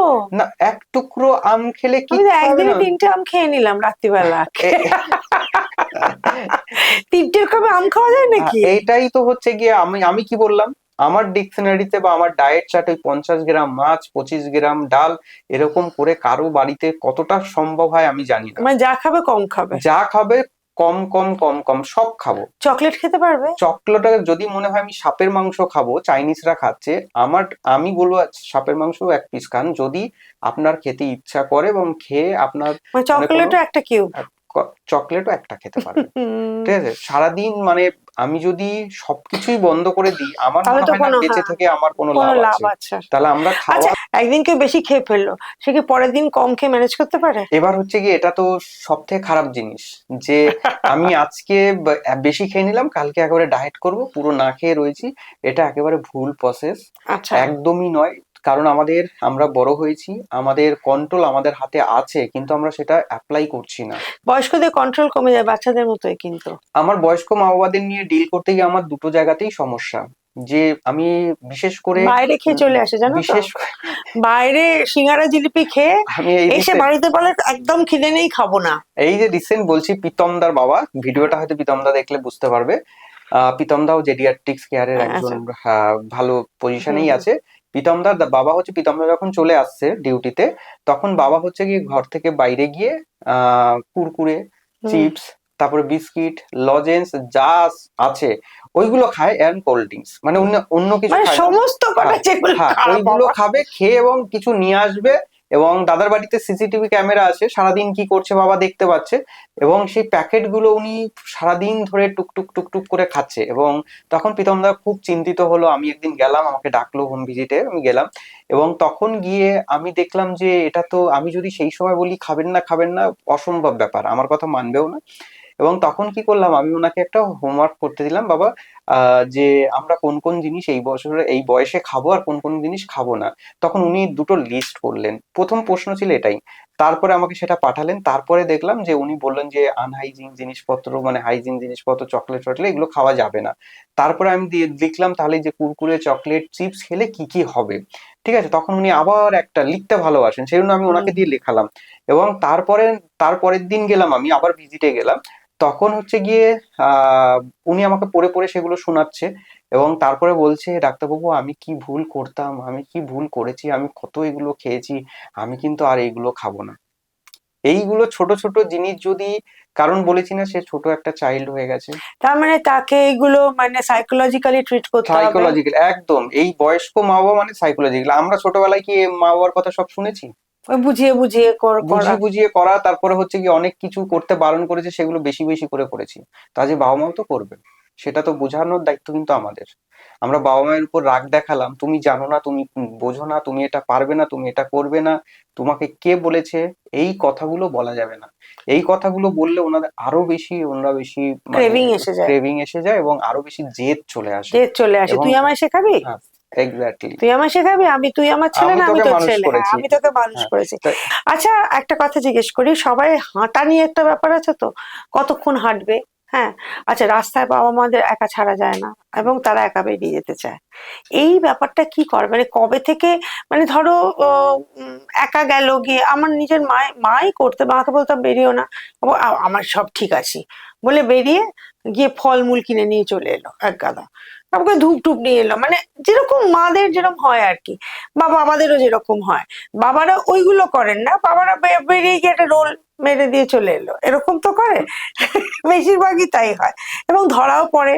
হ্যাঁ, বন্ধু বান্ধবদের কাছে আবার তাদের বলে বাড়িতে বলিস না, এসব তো হয়। তো এই যে হাঁটতে যাওয়া, বয়স্কদের হাঁটতে যাওয়া, এটা কখন করা উচিত? টাইমটা মানে সকালে করা উচিত, সন্ধ্যেবেলা করে, দুপুরে করে, কোন সময় করে, কতটা করা উচিত, কোন বয়সে কতটা করা উচিত? আচ্ছা, এটা হচ্ছে কি একটা খুব ভালো জিনিস যে হাঁটা। কারণ হচ্ছে কি আমাদের বয়স্ক মা বাবার নানান রকম সমস্যা থাকে, কারো হাঁটতে গেলে যে সমস্যাটা প্রথমে তারা বলে যে আমরা বডিতে কোনো জোর পাচ্ছি না। হুম। সেকেন্ড হচ্ছে কি আমাদের জয়েন্টে জয়েন্টে ব্যথা, আর মানে দমের একটা ব্যাপার। দমের একটা হতে পারে আমাদের হার্টের প্রবলেম, নয়তো হচ্ছে গিয়ে আমাদের যে লাংস আছে, লাংসের লাঙের প্রবলেম। প্রবলেম। আর এইদিকে হচ্ছে গিয়ে জয়েন্টে মানে মানে আমাদের বোনস এর ব্যথা, প্রবলেম, আর বোনসের হচ্ছে প্রবলেম। মাসেলস এর সমস্যা। কিন্তু হাঁটতে আপনাকে হবে, যে প্রবলেমই থাকুক না কেন। কারণ আমাদের অস্টিও আর্থ্রাইটিস যে মা বাবা রয়েছে, আমরা কিন্তু কোনো সময় কাউকে বলি না যে আপনি হাঁটবেন না। হাঁটবেন প্লেন রাস্তা দিয়ে আপনি যতটা হাঁটতে পারেন। এবার হুম। আপনি বললেন যে বাবা মা বেরোলে, তো আপনি তো ভালো বাবা মার কথা বললেন যে সে হাঁটতে চায়, হুম। আর অনেক ম্যাক্সিমাম বাবা মা তো সে হাঁটতে চায় না। তো হুম। যে বাবা মা হাঁটতে চায় এবং যাতে না পড়ে যায়, যে সাপোর্ট দিতে পারবেন, যেরকম আমার অনেক পেশেন্ট আছে যে বাবা মাকে হাঁটানোর জন্য শুধু একজন আসেন, এবং হ্যাঁ। আর কিছু নয়, তিনি কোনো ডক্টর নয় বা নার্স নয়, ফিজিওথেরাপিস্ট নয়, কিচ্ছু নয়। কারণ হচ্ছে গিয়ে একজনকে রাখা হয়েছে, বাবাকে 2 ঘন্টার জন্য শুধু হাঁটিয়ে দিয়ে চলে যাবে, এবং এই হাঁটাটা যাতে পড়ে না যায়। এবং যারা হুম। পারছে সেটা করছে, যে জাস্ট হাঁটিয়ে দিয়ে চলে আসবে। এবং যে অনেকে নিজেই করে, অফিস থেকে এসে বাবাকে নিয়ে একটু বেরোয়। হ্যাঁ, এবার হচ্ছে হাঁটাটা আমাদের অ্যাটলিস্ট 30 মিনিট রেগুলার হাঁটা উচিত। সবারই উচিত, হ্যাঁ, কিন্তু শুধু সবারই বয়স্ক উচিত, না। হ্যাঁ একদম। এবং সেটা কিরকম হাঁটা উচিত, এরপরে প্রশ্ন আসবে, ডাক্তারবাবু আমি তো বাড়ির রান্না করি, এটা করছি ওটা তাতে করছি, এমনি হাঁটা দৌড়াদৌড়ি হয়ে করছি, যেত। আমি বাজারে যাচ্ছি, এটা কিন্তু কাউন্টই হবে না। আপনাকে হাঁটতে হবে, ব্রিক্স ওয়ার্ক করতে হবে। এবং আমাদের বয়স্করা কাছে ব্রিস্ক হয়ে কত জোরে জোরে আমাদের হাঁটবে কাছে কি করে? আমাদের কাছে ইন্ডিকেশন হচ্ছে গিয়ে আপনার ঘাম বেরোচ্ছে কিনা। ও, হাঁটছেন, হাঁটতে গিয়ে কি ঘাম ঝরছে, তাহলে হচ্ছে গিয়ে হ্যাঁ আমরা স্যাটিসফাইড যে ঠিকঠাক হাঁটা মানে হার্টে হয়েছে। ঢুকিয়েও হাঁটবে তো? হ্যাঁ, একদম। আর হচ্ছে গিয়ে মোটামুটি, এবার যে পারছে না একেবারে, সেটা তো সেটা আলাদা তো কথা, আমাদের কাছে হ্যাঁ। আমরা নিজেরাই বলবো না যে পারছে না, কিন্তু আমার 90% মা বাবা চাইলেই পারে, হুম। 10% মা বাবা পারবে না। এবং হচ্ছে গিয়ে অ্যাটলিস্ট 150 মিনিট আমার এক সপ্তাহে কিন্তু এই হাঁটাটা উচিত। এবং হাঁটার সাথে সাথে শুধু হাঁটলাম, এবং আপনি বললেন যে কখন হাঁটবে, হাঁটতে আপনি যখন পারেন। মানে আচ্ছা। সকালে হলেও, এখন শীতের সময় আমার বাবা মা একটু লেট করে উঠবে, তাই মর্নিং ওয়াক বলে তাদের কিছু থাকবে না। তা দুপুর দুপুরটাতে বেলা যখন রোদের মধ্যে হ্যাঁ একটু হাঁটলো। দুপুরটাতে ঘুমানোর কোনো দরকার নেই। হুম। আমি বাবা মাকে এটাই সাজেস্ট করি সবাইকে, যে দুপুর ওই 1টা থেকে 2টো যখন হালকা খেয়ে নিল, তারপরে 3টে 4টে 5টা এই সময়টা তারা হাঁটবে, কারণ ওই সময়টা সানরাইজ মানে সূর্যের আলোটাও থাকে, সাথে হচ্ছে কি ওরা দুপুরবেলাটা ঘুমাবেও না, হ্যাঁ, আর রাতের বেলা তাহলে ঘুমটা ভালো হবে। কারণ এই ঘুমের সমস্যা, যে দিনের বেলা ওটাতে আমি ঘুমাচ্ছে, আসছিলাম। আচ্ছা হচ্ছে গিয়ে 150 মিনিট আমাকে অ্যাটলিস্ট সপ্তাহে হাঁটতে হবে। সিঁড়ি ভাঙা যাবে না, প্লেন হুম। জায়গায় আপনি যত খুশি হাঁটেন, ছাদের উপরে হাঁটতে পারেন, আপনার রাস্তায়। ঘরের ভিতরে কিছু জায়গা থাকলে সেখানেও বারবার করে আপ ডাউন করতে পারেন, এবং রাস্তায় যেখানে সেফ প্লেস করতে হবে। কারণ হাঁটতে গিয়ে আমার বাবা পড়ে গিয়ে আবার উল্টো একটা উল্টো জিনিস একটা হলো, কীর্তি হলো। সেটা কিন্তু আমাদের খেয়াল রাখতে হবে। মানে তার মানে একজন কাউকে থাকতে হবে, যদি সে সে সক্ষম না হন, হ্যাঁ, একজন কাউকে থাকতে হবে থাকতে যে হবে, যে যিনি গিয়ে। হাঁটাবে। আচ্ছা, আরেকটা কথা হচ্ছে, অনেক বাবা মাই এই সময় একটা বয়সের পরে কোনো না কোনো শারীরিক কারণে হুইল চেয়ারে চলে যান। হুম। হ্যাঁ, এই হুইল চেয়ারে যারা থাকেন তাদেরও একটু কি বাইরে গিয়ে ঘুরিয়ে নিয়ে আসা এটা দরকার? একদম, কারণ হচ্ছে গিয়ে আমাকেও যদি এই ঘরে সারা দিন সারা মাস সারা বছর রাখা হয়, আমি মানে আমি পাগল পুরো হয়ে যাব। একেবারে মানে জেলখানা তৈরি হয়ে যাবে। তা আমি যদি পাগল হই, তাহলে আমার বাবা মা কেন পাগলামো করবে না? তাদেরকে রেখে দিয়েছি হুইল হুম। চেয়ারে পুরো ঘর বাউন্ড করে। তো আমাদের সবসময় উচিত, আমরা জানি আমরা অনেক ব্যস্ত, তার মধ্য থেকেও কিন্তু কিন্তু এটা টাইম করতে করে হবে। একটুখানি ঘুরিয়ে তাদেরকে আনতে হবে। আচ্ছা, আরেকটা কথা বলি, লাঠি। হ্যাঁ, হুম। লাঠিটা মানে সাধারণত বয়স্করা নিতে চান না। Very good. হ্যাঁ, নিতেই চান না, কারণ ওরা মনে করেন যে আমি কি বুড়ো হয়ে গেছি যে লাঠি একদম, নেব। একদম। শুধু তাই না, একদিকের লাঠি না হয় নিয়ে হলো। আবার আমি যেমন শেষের দিকে মাকে দেখে বুঝতে পারতাম যে মাকে যদি একটা দুদিকে হয় তাহলে সেটা তো আরো আরোই নেবে। প্রোটেক্টিভ, হ্যাঁ, থাকে। কিন্তু সে সেটা তো তো নেবেই নিলই না। না, বরং আমাকে এমনি হেঁটে দেখিয়ে বলছে, দেখ আমি কিন্তু লাঠি ছাড়াও হাঁটতে পারছি। হ্যাঁ। জাস্ট আমি এই যে মুম্বাই থেকে একটা দিদি কল করেছিল ওনার মায়ের জন্য। তো সেম প্রবলেম, শুধু আমি এই একটা এক্সাম্পল নয়, আমি যদি কলকাতায় 100 বাড়ি ভিজিট করি, আমার 90 বাড়ির বাবা মায়ের সেম সমস্যা। তারা লাঠি নেবে না। তিনটে জিনিস, শুধু লাঠি নয়, একটা হচ্ছে লাঠি নিলে তাদের বয়স হয়েছে মনে হয়, যে আশেপাশের লোক কি ভাববে। সেকেন্ড হচ্ছে হিয়ারিং এড লাগাবো না, কানে কানে হ্যাঁ, শুনতে পাচ্ছি না। সে হ্যাঁ, কি শুনতে পাচ্ছে না, তারপরেও সে কানে কিন্তু কানের লাগাবে মেশিন না। লাগাবে না। হ্যাঁ, আর হচ্ছে গিয়ে যে এই যে বয়স হওয়ার সাথে সাথে যে হুইল চেয়ার, অসম্ভব ব্যাপার, এখানে বসা মানে আমি পুরো একেবারে শেষ। একেবারে শেষ হয়ে মানে গেলাম। আমার জীবনের আর কোনো কিছু নেই, এর থেকে বেটার হয় আমি যদি চলে যাই। হুম। এটা হচ্ছে কনসেপ্ট, কিন্তু আমাদের এটা মা বাবাকে বুঝতে হবে যে আপনারা বয়স হচ্ছে মানে, আমাদের কি হয়, একটা বটগাছ যখন বড় হয়, সে তার মূল ঝুড়ি মূল বিস্তার করে যাতে সে সাপোর্টের জন্য। যখন একটা লাউ গাছ বা আমরা কুমড়ো গাছ দেখি, তখন তাকে আমরা সাপোর্ট দেওয়া একটা কিছু সাপোর্ট দিই। হুম। বয়স হলেও আমাদের একটা সাপোর্টের দরকার হয়, সেটা হুম। 100 বার নিতে হবে। সেইটা নিয়ে আপনি দৌড়ে বেড়ান, তাতে হুম। আমার অসুবিধা নেই, কিন্তু ওটা আমাকে নিতে নিতেই হবে। হবে। আমাদের কি হয়, মা বাবারা এটা মানতেই পারেন না যে আমাদের বয়স হয়েছে। হ্যাঁ। এবার বয়স হয়েছে, আমরা জানি বয়স জাস্ট আ নাম্বার, কিন্তু মনের বয়স হয় যাতে না, না হয় সেটা। মনের বয়স তো হয় না, মনের বয়স শরীরের বয়স শরীরের হয়। বয়স হয়, কিন্তু ওই সেই শরীরটা যেভাবে চলছে তাকে তো তাকে প্রোটেক্ট করা। অ্যাকসেপ্ট করতে হবে, দরকার একদম। হলে ডাক্তারবাবুর কাছে নিয়ে গিয়ে বোঝাতে হবে, যাতে ডাক্তারবাবু বুঝিয়ে দেন হ্যাঁ, যে হ্যাঁ আপনার লাঠি প্রয়োজন, আপনার এটা প্রয়োজন, সেটা বুঝিয়ে দেবেন তো। একদম। জেরিয়াট্রিক্স হচ্ছে একটা টিম অ্যাপ্রোচ। হুম। একজন ডাক্তার এসেই দেখে চলে গেল, সে সেটা আর না। আর ফোন ফোন রিসিভ করবে না বা সে ফলো আপ করবে না, সেটা কিন্তু নয়। মানে আমি রেগুলার, আমার যে বাবা মায়েরা রয়েছে যাদের আমি দেখি, রেগুলার বেসিসে সে আমার রাত 3টের সময় ফোন হলো, আমি অ্যাটলিস্ট ফোন এইটা খুব করলো। দরকারি প্রশ্ন, কারণ বয়স্কদের যে একটা সমস্যা, যেটা হলো যে যখন তখন প্রয়োজন হতে পারে ডাক্তারকে তো। হুম, হ্যাঁ, একদম, যখন তখন প্রয়োজন। বাচ্চাদের যেটা হয়, বাচ্চাদেরও কিন্তু যখন তখন প্রয়োজন, এই সর্দি হয়ে যাচ্ছে, এই হয়ে যাচ্ছে, হয়ে যাচ্ছে, ঠুকে গেল মাথায়। হ্যাঁ, একদম। যেটা ছোটদের হয় সেটা তো বড় বয়স্ক বুড়ো মানুষদেরও হয়। হুম, এই যে বুড়ো মানুষদের হয় এবং তক্ষুনি ফোন করলে ডাক্তার পাওয়া যায় না, এইটা তো একটা সমস্যা, সমস্যা। যেটা সাধারণ মানুষের একটা হতে পারে, বয়স্কদের সেটা করা যাবে না। তো সেক্ষেত্রে কি আপনারা, মানে যারা জেরিয়াট্রিক মেডিসিনে রয়েছেন, তারা কি 24 ঘন্টা ফোন ধরতে বাধ্য? হ্যাঁ, এবার হচ্ছে কি, আমাদের এটা একটা দায়িত্ব, আমাদের কর্তব্য। আমার যে মা বাবাকে আমি ফলো আপ করছি, যারা আমাকে দেখাচ্ছেন, এবং তারা যে কোনো সময়, কারণ জেডিয়াট্রিক বয়স্ক বাবা মা মানে প্রত্যেকটা সময়ই তারা এমার্জেন্সি, সব মানে রকম তোমাদের ম্যানেজ কি করতে এরকম পারবে। থাকে যে, ধরো তুমি দেখছো মেডিকেল কলেজে আছো, এবার তোমাদের তো আলাদা হাসপাতালের ব্যাপার, যারা ধরো ইয়েতে দেখেন, মানে প্রাইভেটলি দেখেন, হ্যাঁ, তারা তাদের কিন্তু একটা ব্যাপার, ডাক্তারদের ক্ষেত্রে একটা বলা হয় যে শনি রবিবার ডাক্তার পাওয়া যায় না, এটা তো একটা ভীষণ সমস্যা। সেক্ষেত্রে জেডিয়াট্রিক কি 3-4টে নাম্বার দেওয়া থেকে যদি আমাকে না পাওয়া যায় একে, না পাওয়া যায় ওকে, একদম হ্যাঁ, আমাদের হচ্ছে কি একটা মানে টিম অ্যাপ্রোচ, টিম কারণ কাজ করে। আমরাও তো মানুষ, ডাক্তাররাও মানুষ।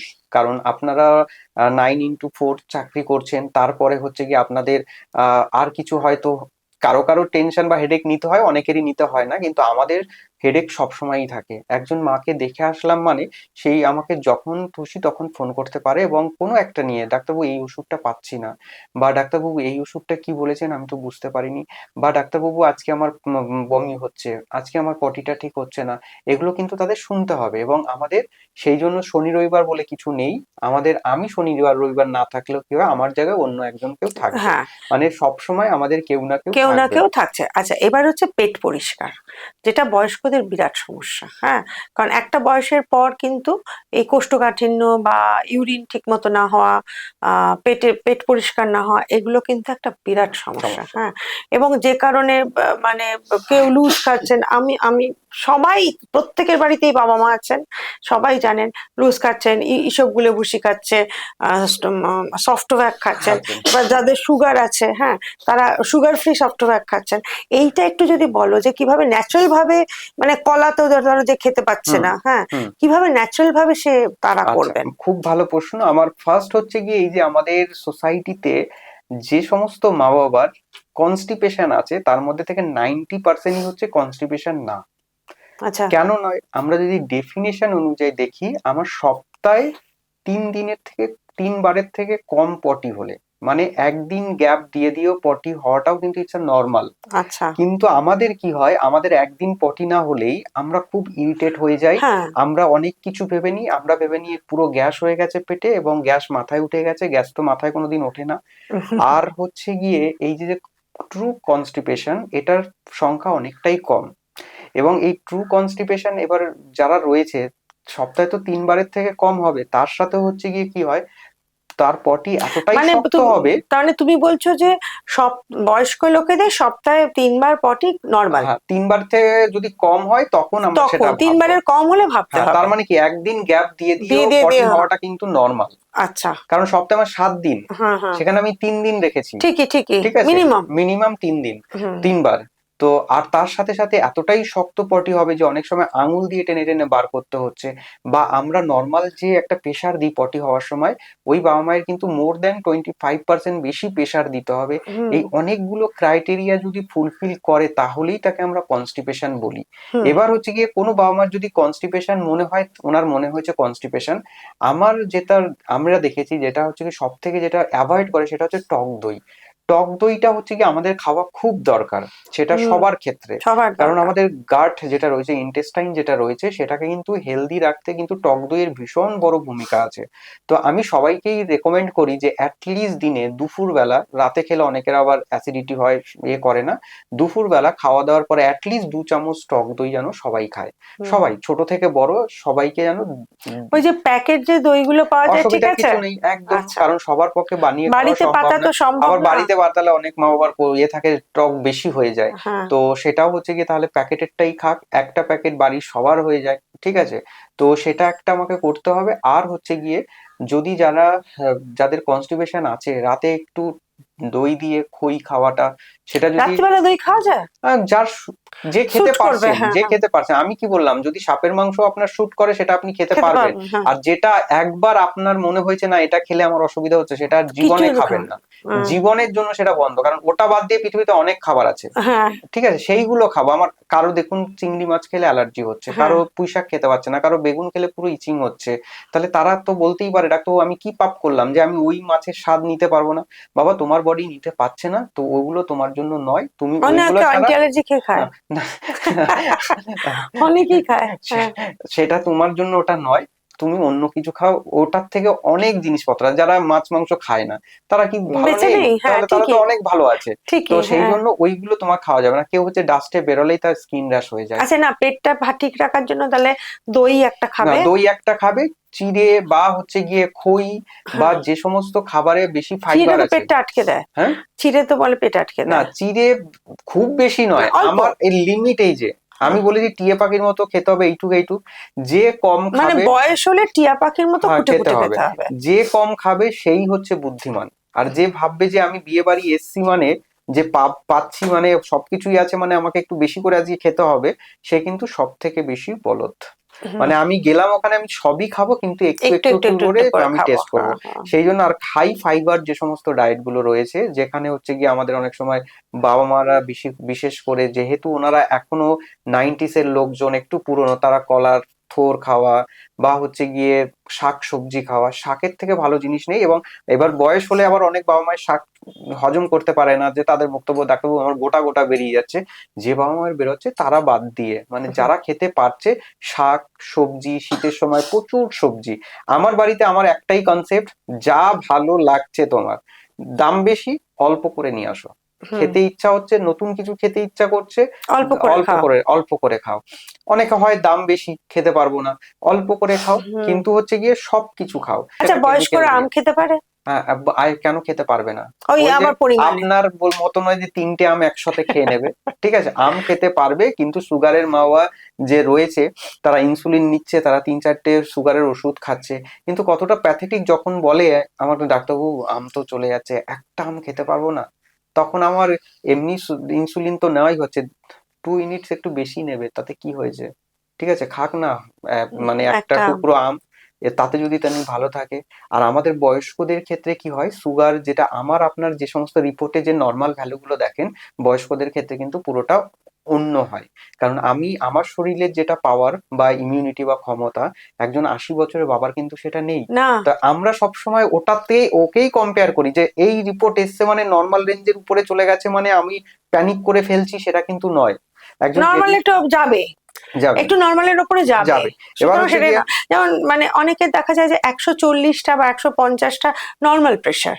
হুম, একদম। আচ্ছা, প্রেশার 60 বছর বয়সের ওপরে উঠে গেলে কতটা, এই যে যেটা কথাটা বলছিলাম, কোন বয়সে কোন প্রেশারটা নর্মাল? আচ্ছা, এখন হচ্ছে কি এটা আমাদের অ্যাকর্ডিং টু দা এজ, আমাদের যে সময় হাইপার টেনশনের যে গ্রেডিং গুলো রয়েছে এবং কোন প্রেশারটা কার নর্মাল, সেই বয়স অনুযায়ী কিন্তু আমাদের গ্রেডিং করা হয় না।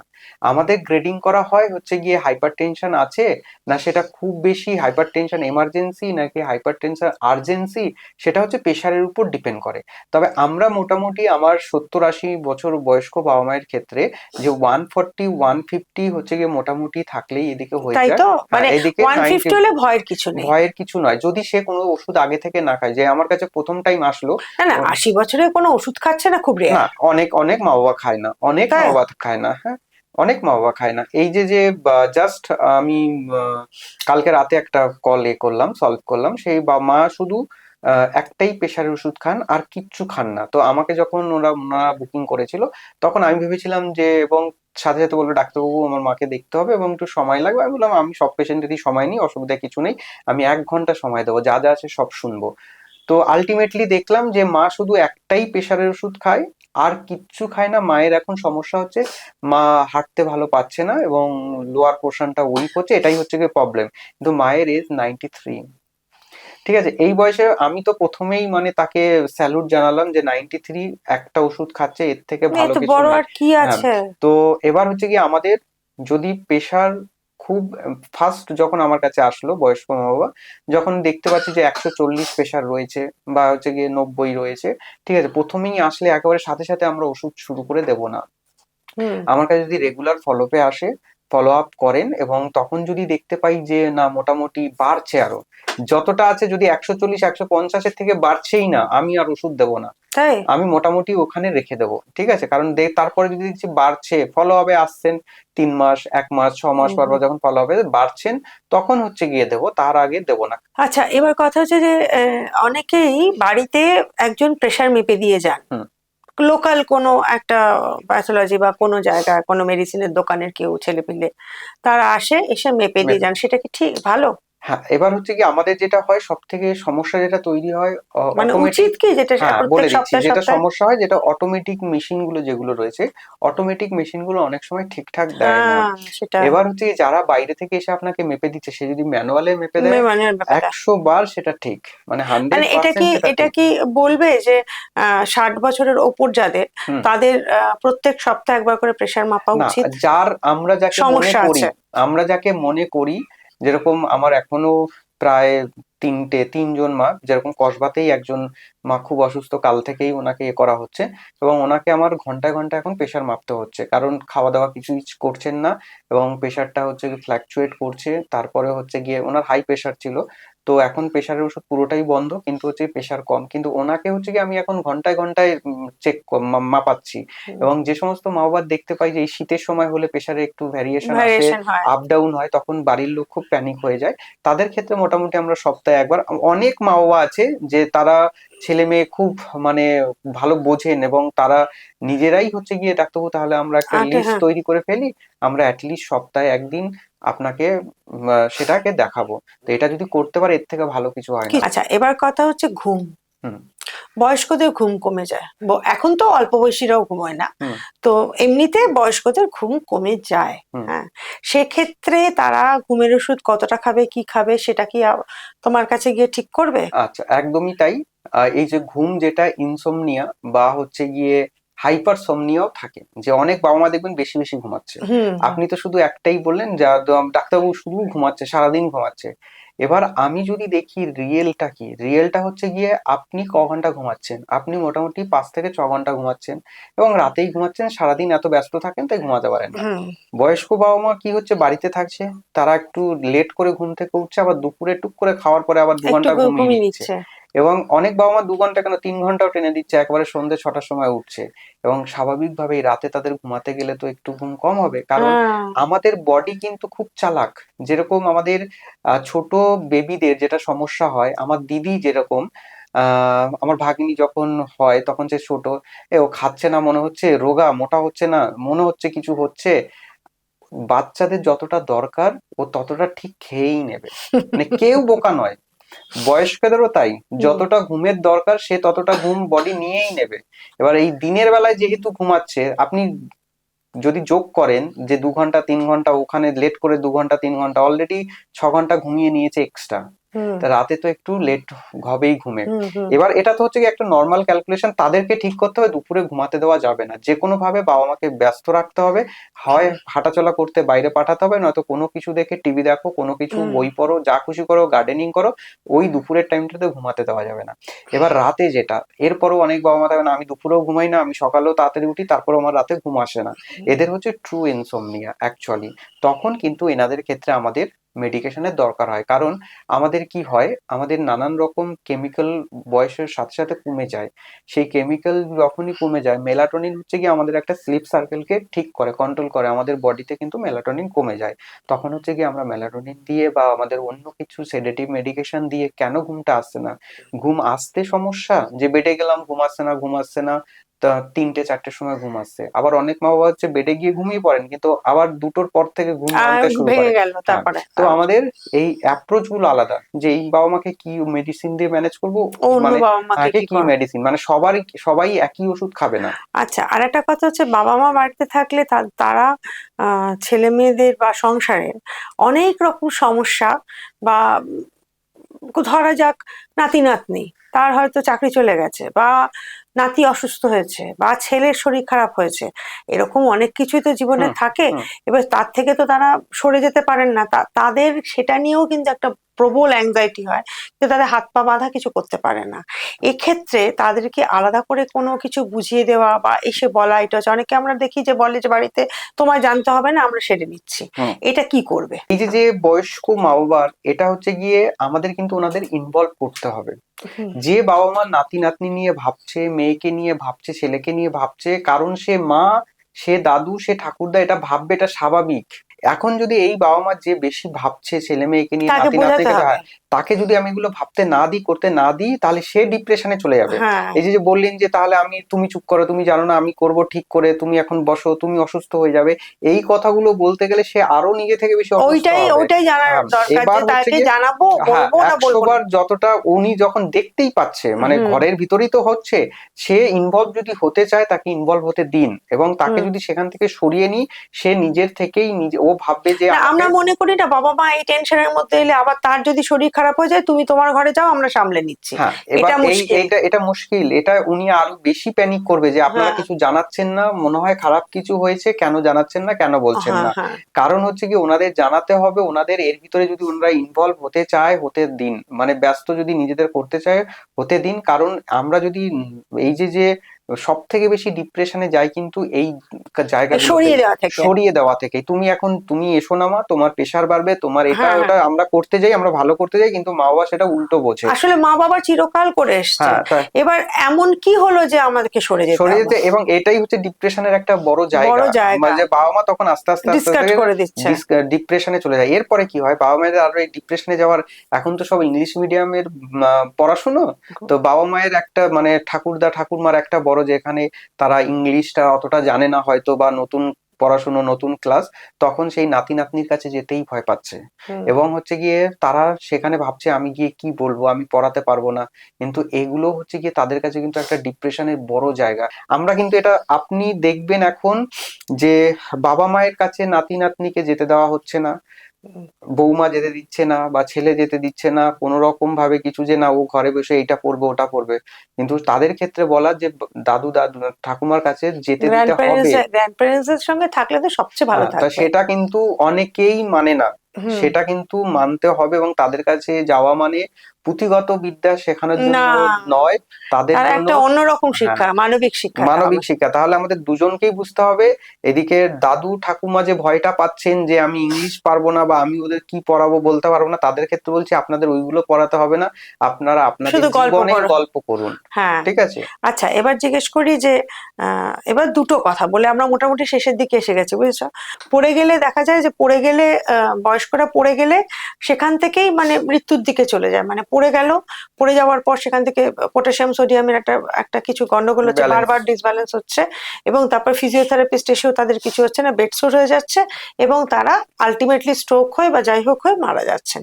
এই যে পড়ে যাচ্ছে এবং তারপর থেকে ডিটোরেট করেছে, এইটা কি কেন?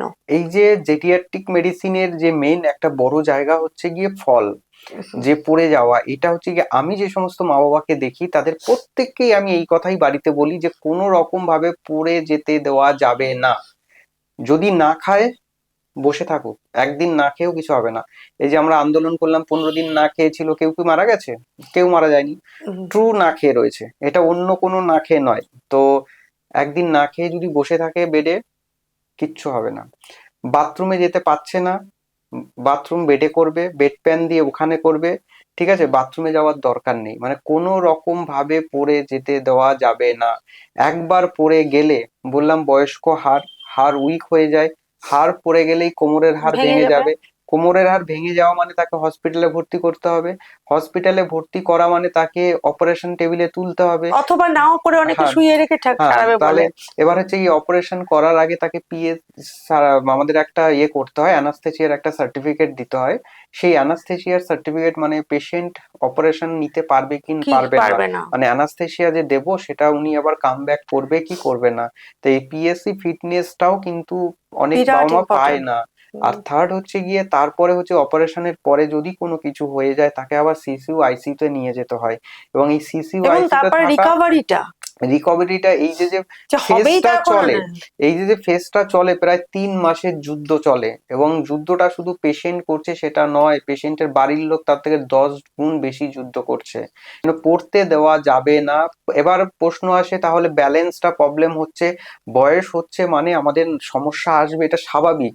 হুম। আমাকে বুঝতে হবে যে সমস্যাটা কোন জায়গাতে কারেক্ট করতে হ্যাঁ, হবে। তাহলে বয়স হলে কি ওই লাঠিটা করতে হবে? লাঠি তো 100 বার, যে বাবা মায়ের লাঠি লাগবে তার লাঠি, যে মা হুইল চেয়ার দরকার হবে তাকে হুইল চেয়ারে বসেই আর ওই যেটা ওয়াকার, যেটা ওয়াকার ভেরি গুড, খুব, ওয়াকারের ওয়াকারটা তো ভীষণ দরকার। ভীষণ দরকার, কারণ ওটার ব্যালেন্সটা খুব ভালো হয়। মানে বাড়ির মধ্যে হাঁটাচলা, মানে সে হয়তো শক্তপোক্ত ঠিকই আছে, কিন্তু একটা বিশেষ প্রোটেকশন নিলে তো কোনো অসুবিধে নেই। অসুবিধা নাই, একদম একদম। অধিকন্তু না, মানে বেশি একটু থাকলে তো কোনো ক্ষতি এটাই নেই। তো, সেই জন্যই মা বাবাকে বলছি, বয়স্ক মা বাবাকে বলছি যে আপনাদের যে এই যে ট্যাবু বা আপনাদের যে ধারণা, এই ধারণা থেকে বাইরে বেরিয়ে আসতে হবে। আপনাদের যদি ওয়াকারের দরকার হয় ওয়াকার নেবেন, আপনাদের যদি একটু দরকারের আগে থেকে নিলেও ভালো। একদম, যে পড়তে দেওয়া যাবে না। না। আপনারা ভালো থাকলে আপনার ছেলে মেয়ে ভালো থাকবে, আপনার ফ্যামিলি ভালো থাকবে, সত্যি। সেটা তো আপনাকেও বুঝতে হবে। হ্যাঁ, যে আচ্ছা, আপনারা যদি না বোঝেন তাহলে তো কি করে না। হবে? আচ্ছা, এবারে শেষ প্রশ্ন করছি। বয়স্করা বেশিরভাগই দেখা যায় সকালবেলা বাথরুমে গিয়ে মারা যায়। হুম। হ্যাঁ, এটা কেন? এই যে বাথরুমে আবার সেই এক মানে মেন জায়গা যেটা, সেটা হচ্ছে ফল। যে বাথরুমে আমার যেরকম, না, অনেক সময় পটি করতে করতেও হ্যাঁ, মারা যায়। সব থেকে বেশি পড়ে কোথায়? বাথরুমে পড়ে। বাথরুমে কখন পড়ে? যখন হচ্ছে কি আমরা বাবা মা এক পা তুলে যখন প্যান্ট পরতে যাই বা আন্ডারগার্মেন্ট যারা হুম, পরতে যাই, তখনই হচ্ছে অন্য পায়ে ব্যালেন্সটা হারিয়ে থাকে ফেলে। না, হ্যাঁ। তখনই হচ্ছে গিয়ে পড়ে যায়। মানে বেশিরভাগ 70% পেশেন্ট বাথরুমে যখন পড়ে তারা কিন্তু স্লিপ কেটে পড়া বা হোঁচট খেয়ে পড়া, সেটা 30% এর মধ্যে পড়ে, কিন্তু 70% হচ্ছে প্যান্ট পরতে প্যান্টটা গিয়ে পড়া। পরতে গিয়ে, ঠিক হ্যাঁ। আছে? এবার হচ্ছে কি অনেক বাবা মা হচ্ছে গিয়ে পটি করতে গিয়েও অনেক সময় ডেথ হচ্ছে, এবং এই ক্ষেত্রে দেখা যায় যে সেই যে সাডেন ডেথ, আপনি যেটা বলছেন যে সাডেন ডেথ পটি করতে করতে মারা গেল আমাদের, অনেক শুনেছি, এবং অনেক। এই সাডেন ডেথ হতে পারে আমাদের কার্ডিয়াক অ্যারেস্ট হলে, আর হতে পারে ব্রেনে যদি বড় কোনো একটা স্ট্রোক হয়। তাহলে এবং এই স্ট্রোক ভোরবেলা যা হলেও, হয় কি, এটা কি হয় হ্যাঁ, যে ঘুমন্ত মাথাটা ঘুমিয়ে রয়েছে, হুম, সেই অবস্থাতেই টয়লেটে গেল, হুম, এবার সেখানে একটু প্রেসার দিচ্ছে, তখন ব্রেনে একটা কিছু, এটা কি হ্যাঁ, হয়? এবার হচ্ছে কি এটা যদি স্ট্রোক হয়, মানে স্ট্রোক কিন্তু আমাদের ওই যে তখন বললাম যে দু ধরনের স্ট্রোক, একটা হেমারেজিক স্ট্রোক, হুম, একটা হুম, হুম, ইসকেমিক স্ট্রোক। হুম। আমাদের কিন্তু সব ভোরবেলায় যে সমস্ত স্ট্রোক গুলো হয় সেটা কিন্তু ম্যাক্সিমামই হয় হচ্ছে ইসকেমিক স্ট্রোক। ঠিক আছে? আমাদের ভোরবেলা কি হয়, আমাদের যে পাইপ গুলো থাকে রক্তে সেগুলো একটুখানি ন্যারো থাকে। তো ও, এবার হচ্ছে গিয়ে কি হয়, মানে ঘুমোচ্ছিল হ্যাঁ, বলে কি নাড়া ন্যারো হয়ে থাকে, গেছে? হ্যাঁ। আচ্ছা। এবং হচ্ছে গিয়ে যদি ভিতরে এমনিতেই ক্লট থেকে থাকে, এমনি ন্যারো হয়ে গেল, সেই ক্লটটা কি হলো, তাহলে আর ব্লাড আর যেতে যেতেই পারছে না, পারছে না। তখন হচ্ছে গিয়ে স্ট্রোক হয়। মানে আমাদের বেশিরভাগ, আমাদের 70% স্ট্রোক হচ্ছে ইসকেমিক স্ট্রোক, আর এই হুম। ইসকেমিক স্ট্রোকের প্রায় 30 থেকে 40% কিন্তু ওই ভোরবেলাতেই হয়। ঠিক আচ্ছা, আছে? এই ইসকেমিক স্ট্রোক আগে থেকে মানে ইয়ে করে এমআরআই টেমআরআই করে ধরে ও চিকিৎসা আমাদের চলে? আমাদের 100 বার চলে। আমাদের যেটা ডপলার করি, ধরুন আমাদের যেখানে আমাদের আর্টারি ভেইন গুলো যেগুলো আছে তার ভিতরে ক্লট আছে কিনা সেগুলো দেখার জন্য আমাদের এনজিও করতে পারি বা ডপলার করতে পারি, সেগুলো না, না, দেখলে। ব্রেনের স্ট্রোকের ক্ষেত্রে? হ্যাঁ, আমাদের যখন এখান থেকে যে আর্টারি গুলো, ক্যারোটিড আর্টারি যাচ্ছে, সেই ক্যারোটিড আর্টারি গুলোর ভিতরে কোনো ক্লট আছে কিনা সেগুলো আচ্ছা, কিন্তু সেটা আমরা, ডিটেক্ট করা যায়। সেটা কিন্তু আমরা ডিটেক্ট করতে পারি। হুম। এবং সেটা আমরা তো 99% পেশেন্ট হয়ে যাওয়ার পরে তারপরে হচ্ছে গিয়ে হ্যাঁ, তাহলে সবকিছু পরে তো করা হয়। একটা বয়সের পর তো এই ডিটেকশনটা তো প্রত্যেকটা জেডিয়াট্রিক মেডিসিনের ডাক্তারদের তো করিয়ে নেওয়ার দরকার। আর যারা পারে তারা করায়, এবং হুম। সবাই তো আর সেটা খরচাবহুল একটা কিরকম খরচ ওটাতে খরচা মোটামুটি? রয়েছে। ডপলার করতে যাওয়াও তো ভালো জায়গা থেকে ডপলার করতে গিয়ে 3000-4000 টাকা খরচা আছে, হুম। এবং সেটাও অনেকে করতে পারেন না। তো আমার কোনো আর ক্যারোটিড আর্টারি, অ্যাওয়ারনেসও নেই। না, কারণ এটা যে মানে জেনারেল, মানে যেমন ব্লাড পরীক্ষা, রক্ত পরীক্ষা একটা দিয়ে দেওয়া হয়, সেরকম এই যে ডপলার টেস্ট, এটা তো করতে দেওয়া হয় না, না। ডপলার রয়েছে। আমাদের হার্টের ভিতর কোনো ক্লট আছে কিনা সেটা আমাদের ইকো করে দেখতে হুম, হবে, এবং পরবর্তী সময় যদি আমাদের সিটি স্ক্যান করতে হয় বা ব্রেনের এমআরআই করতে হুম, হয় হুম, সেগুলো করতে হবে। তো হুম। সেটা যারা করতে প্রত্যেক পারে, বছর বছর তো আর না এমআরআই না করা যায় প্রত্যেক না। বছরে নয়, মানে মানে 2-3 বছর একবার করে, একবার করে নিতে পারে। যে যদি কারো হাই সাসপেক্ট থাকে। আচ্ছা, শোনো, লাঙের মানে মা বাবারা, আমাদের বয়স্কদের ক্ষেত্রে যে সিওপিডি, যেটা ভীষণ সমস্যা, ভীষণ সমস্যা, এই সিওপিডি হাত থেকে বাঁচার জন্য প্রথমে ধরুন সিগারেট টিগারেট, ওর তো পলিউশন তো হুম, রক্ষা করতে পারবে না। 60 বছরের পরে বা বয়স্কদের কি মাস্ক পরে, মানে কিভাবে প্রিভেনশনটা নেবে? একদম। কারণ আমরা এখন যে সোসাইটিতে বাস করছি, ফার্স্ট চলে আসে পলিউশন। দিল্লির অবস্থা দেখলে তো বোঝাই যায়, হুম, এবং কলকাতাও কোনো দিকে কম নেই। হুম। থার্ড হচ্ছে গিয়ে স্মোকিং। আমাদের হচ্ছে গিয়ে এই মেইন, এই যে সিওপিডির মেইন কারণই হচ্ছে গিয়ে স্মোকিং। কারণ হচ্ছে বয়স্ক বাবা মা, তারা এমনকি মা বা অনেকেই ভাবে যে মহিলারা হয়তো সিগারেট বিড়ি খান না। প্যাসিভ ঠিক স্মোকিং আছে? হয়ে যাচ্ছে। প্যাসিভ নয়, অ্যাক্টিভ বিড়িও খাচ্ছেন। ঠিক হ্যাঁ, আছে? হ্যাঁ, রুরালের বাবা মা তো প্রচন্ড পরিমাণে খায়। মানে হ্যাঁ। আমার ওপিডিতে যে সমস্ত মানে মায়েরা গ্রামের আসে, দিকে, হ্যাঁ, হ্যাঁ। মায়েরা আসে, তারা বিড়ি মানে একটা বিড়ি 3 বার খায়, কিন্তু হ্যাঁ। হচ্ছে গিয়ে বিড়ি খাওয়া চলছে তাদের। ও। এবার হচ্ছে গিয়ে সে নিভি নিভি আবার রেখে রেখে খায়। তো এই প্রথমে হচ্ছে এইগুলোকে তো বন্ধ করতে হবে। সেকেন্ড হচ্ছে গিয়ে আমাদের বুঝতে হবে যে কোন সময় আমার এই যে অ্যাটাকটা বেশি হচ্ছে, কোনো সময় শীতের সময় হচ্ছে, শীতের সময়ই বেশি হয়, তার জন্য কিন্তু আমাদের আগে থেকে প্রিকশন নিতে হবে, সেটা হচ্ছে গিয়ে ভ্যাকসিন নিতে হবে।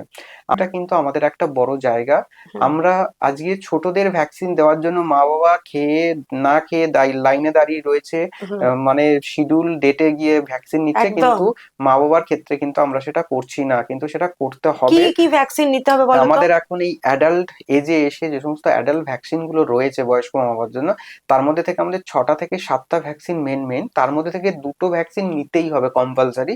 সেটা হচ্ছে একটা নিউমোনিয়া আর একটা হচ্ছে ইনফ্লুয়েঞ্জা। ইনফ্লুয়েঞ্জা। এবার নিউমোনিয়ার ভ্যাকসিনটা আগে যে ভ্যাকসিন ছিল সেটা হচ্ছে গিয়ে প্রথমে একবার নিতে হতো, এবং তার 1 বছর পরে একটা নিতে হতো, এবং তার প্রতি 5 বছর পর পর নিতে হুম, হতো। হুম। কিন্তু এখন আমাদের কাছে খুব ভালো একটা জিনিস চলে এসেছে, মানে PCV20 চলে এসেছে, যেটা লাইফে একটা নিলেই হয়ে যায়। বাহ। মানে নিউমোনিয়া একটা নিলেই হয়ে যাবে। আচ্ছা, যা হচ্ছে হ্যাঁ, গিয়ে প্রত্যেক বছর বছর নিতে হবে, হ্যাঁ, কারণ এটা নতুন নতুন স্টেইন চলে আসে, হ্যাঁ, কারণ হ্যাঁ। ওরা তো আমাদের থেকেও বেশি চালাক, ব্যাকটেরিয়া বা ভাইরাস। হুম, এবার এই ভাইরাস গুলো হচ্ছে নিজেদের চেঞ্জ করে নেয়, কারণ এই কোভিডও তো সেমই একটা জিনিস, হুম, চেঞ্জ হুম, হুম। হয়ে আসা একটা মানে জিনিস। প্রত্যেক বছর একটা করে ইনফ্লুয়েঞ্জা হ্যাঁ, নিতে নিতে হবে, হবে। আর একটাই শুধু লাইফে এখন একটাই নিউমোনিয়ার নিমোনিয়ার। ভ্যাকসিন নিয়ে হয়ে আচ্ছা, যাবে। এই ইনফ্লুয়েঞ্জাটা নেবে কি পুজোর পরে ওই সময়টা? হ্যাঁ, আমাদের হচ্ছে গিয়ে একটা টাইম পিরিয়ড থাকে, যেরকম এটা আমি চাইলেই, কোনো কোম্পানি চাইলেই বানাতে পারবে না, এটা একটা হুইয়ের গাইডলাইন আছে যে ইন্ডিয়ায় এই সময় এই টাইম কোন পিরিয়ডটাতে, সময়টা? সেটা হচ্ছে গিয়ে আমাদের শীত পড়ার সাথে সাথে,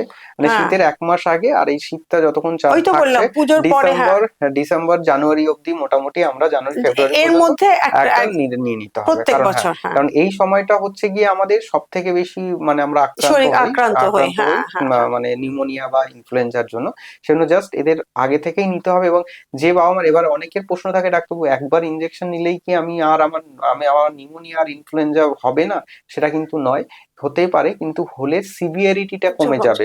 আর একটা কথা হচ্ছে, এই ভ্যাকসিন নিলে বাচ্চাদের যেমন একটু জ্বর আসে, এই ভ্যাকসিন নিলে কি বয়স্কদেরও একটু জ্বর হ্যাঁ, হতে পারে? এটা হচ্ছে গিয়ে আমি যত বাবা মাকে ভ্যাকসিন দিয়েছি তার মধ্যে 80% বাবা মায়ের কিন্তু কোনো জ্বর বা কোনো কিছুই, বাহ, ব্যথা কিচ্ছু ঠিক হয় আছে, না। ঠিক আছে। এবার 20% যেহেতু ভ্যাকসিন তো আসতে একটু পারে। হতেই হ্যাঁ, পারে। জাস্ট একটা প্যারাসিটামল, এটা ছাড়া আর কিচ্ছু কিচ্ছু না, না। কোনো গরম জলে সেক নয়, কোনো ডলাডলি নয়, কিচ্ছু দরকার হয় না।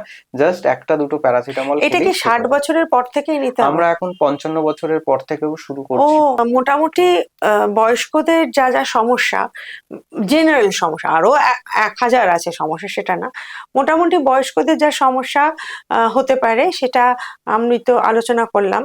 আর নিশ্চয়ই এরপরেও আরো অনেক সমস্যা আছে যেগুলো, তো যেটা বলার সেটা হচ্ছে এই যে জেরিয়াট্রিক যে মেডিসিন, এটা বয়স্কদের কথা ভেবেই এই ডাক্তারবাবুরা আমাদের জন্য আছেন। এবং বয়স্ক বাবা মা থাকলে, বাড়িতে বয়স্ক কেউ থাকলে তাদের জন্য এই ডাক্তারবাবুদের সঙ্গে যোগাযোগ করতে হবে। বিশেষ করে পার্থ আমার কাছে এসছে যখন, পার্থ মণ্ডলের সঙ্গে যোগাযোগ করতে পারেন। আর ওর ফোন নাম্বার বা ওর যোগাযোগের যা ব্যাপার সেটা আমি আমার ডেসক্রিপশনে দিয়ে দেবো, সেখানে আপনি দেখে নেবেন এবং ওনার সঙ্গে কথা বলতে পারেন। পার্থ, অনেক ধন্যবাদ, তুমি এসছো। তো আজকে আমাদের আলোচনা হলো সেটা পুরোটাই ম্যামের অভিজ্ঞতা থেকে বললেন। ম্যাম সত্যিই খুব ফাইট করেছেন বাবাকে নিয়ে, মাকে নিয়ে, এবং ম্যাম আশেপাশে যাদের দেখছেন সবটাই হয়েছে আমরা গল্পের এক্সটেম্পো, ছলে, হ্যাঁ, হ্যাঁ। আমরা গল্পের ছলে আলোচনা করলাম।